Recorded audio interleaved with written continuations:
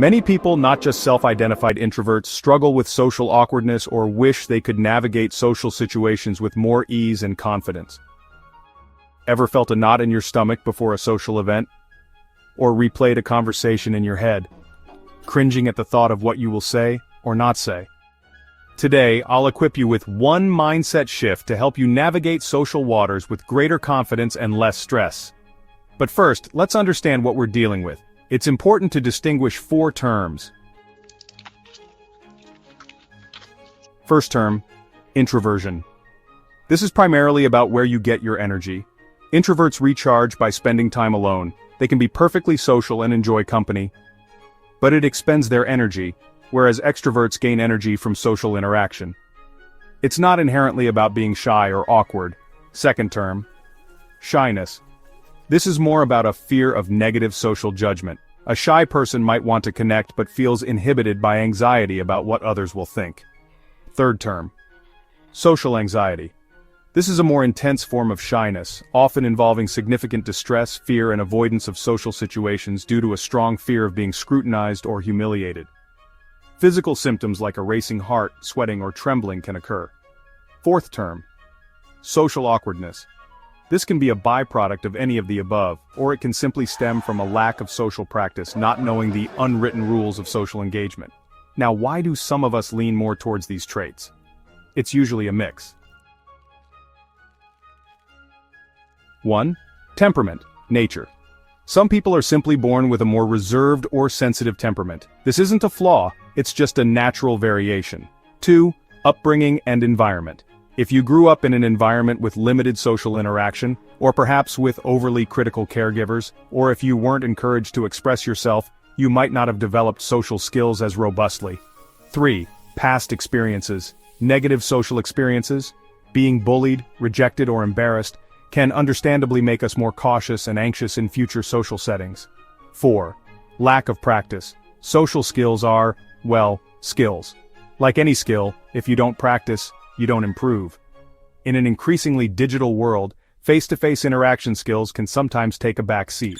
The good news is, we can learn to manage this, with not 2 or 3, but just one mindset shift. Here's the eye-opener you've been waiting for. The biggest lie social awkwardness tells you is that it's all about you. Wrong. That one powerful shift is to make it about them. That's right. You're not broken. You've just been focusing your spotlight in the wrong direction. Your shyness, your awkwardness, your fear, it's almost always rooted in hyper-focusing on yourself. What will I say? How do I look? What will they think of me? So, the game changer? Ditch the self-scrutiny. Stop trying to be interesting and start being interested. That's the cure. Sounds too simple? Let me break down why this is pure gold and how you make it your new superpower. Step 1. Flip the switch. From self-conscious to other-conscious. The moment you walk into a social setting or start a conversation, consciously decide to make it about them, not you. Your mission isn't to impress, it's to discover. This instantly takes a massive amount of pressure off your shoulders. You're no longer performing, you're exploring. Step 2. Unleash genuine curiosity. Become a people detective. Instead of worrying about what to say, start observing. What's unique about the person in front of you? Their energy? Something they're wearing? Something they just said that sparked a tiny flicker of interest in you? That's a really cool design on your t-shirt. What's the story there? You mentioned you're into basketball. How did you get started with that? The key here is genuine. Don't fake it. Find something, anything you're actually a little curious about. Step 3. Ask observational, open-ended questions. Not an interrogation. Your observations become your conversation starters, and make them open-ended questions that can't be answered with a simple yes or no, instead of, "Nice weather, huh?" leads nowhere. Try. "This sudden sunshine is amazing after all that rain. Got any outdoor plans to soak it up?" You're not looking for a script.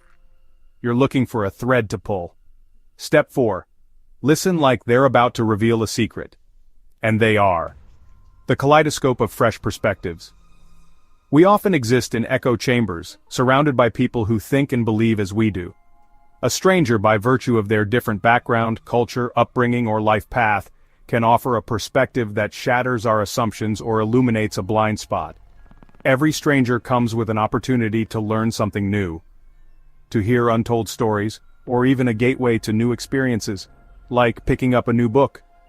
How sad that many times we limit ourselves to only see and judge a book by its cover without tapping in, limiting our own growth and understanding, continuing to perpetuate stereotypes and biases while leaving the book itself unappreciated and its stories unread. Far beyond academic knowledge, to view every stranger as an unopened book is the power for a life lived with curiosity and openness. Step 5. The Me Too Magnet, Commonalities Not Clashes. When you first meet someone, seek commonalities, not clashes. Look for what you share, not where you differ. Starting with an argument or a strong opposing view shifts their focus from open communication to defending their position and ultimately shutting down connection. That unopened book we mentioned earlier slams shut before you even have a chance to glimpse the title page. When you seek commonalities, the other person feels less like they're being evaluated or challenged, and more like they're being met where they are, opening the door for genuine interaction. Find that common ground, that "oh me too" moment, and build from there. And this means, when they talk, you actually listen, not just wait for your turn to speak. Chapter 3. Bringing it all together. So here it is. Embrace curiosity and watch what happens. Like learning to ride a bike, at first you'll feel clumsy, you'll wobble, you might even fall. But every time you shift your focus outward, every time you ask a genuinely curious question, every time you truly listen, you're pedaling. And soon, it becomes easier, thoughtless, even. And if someone doesn't respond, that's on them, not you. Maybe they're having a bad day, maybe they are the awkward one. You did your part. Move on. Not every attempt will spark a deep friendship, and that's totally okay. This isn't about becoming a social butterfly. My goal is simply to help everyone feel more comfortable and capable in social settings. Focus out and connect. You've got this.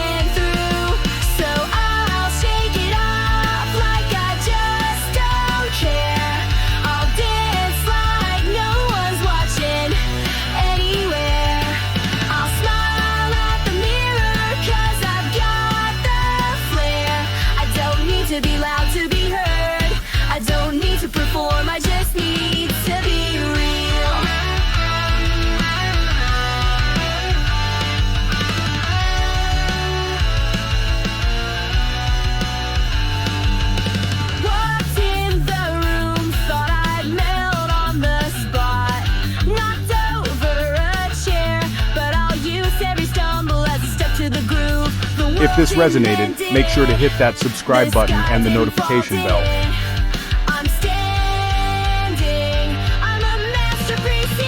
Because we've got a lot more game-changing insights coming your way, helping to elevate you in your pursuit of you.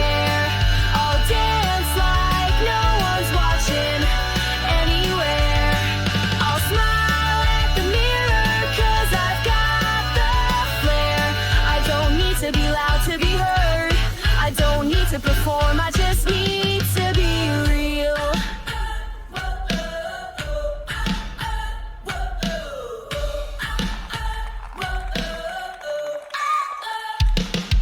I used to read